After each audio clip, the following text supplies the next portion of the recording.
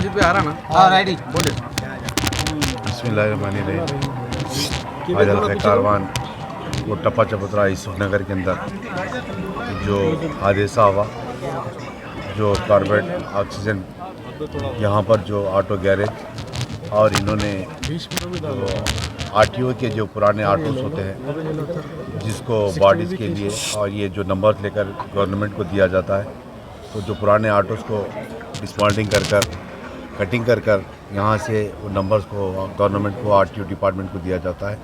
और उसी के जो सिलेंडर्स थे जिसके अंदर से एक सिलेंडर बस्ट हुआ और जो सिलेंडर बस्ट होने की वजह से सोहेल नामकारी मंसूर नामकारी, जो मैं समझता हूँ अभी हमारे इंस्पेक्टर टप्पा चबूतरा और MRO साहिबा आसिफ नगर, उन्होंने बताया कि 75% या 80% उनको वो डैमेज हो चुका। और एक जो ओनर थे उन्होंने भी मैं समझता हूँ 10% या 15% कुछ, शेर अली साहब, उनको भी डैमेज हुआ और दोनों को भी उस्मानिया को भेज दिया गया।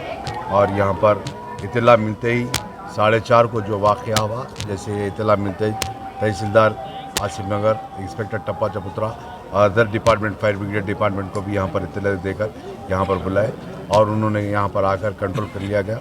मैं समझता हूँ इंशाअल्लाह, अल्लाह से उम्मीद है कि जो भी जानी नुकसान होने से बचाए।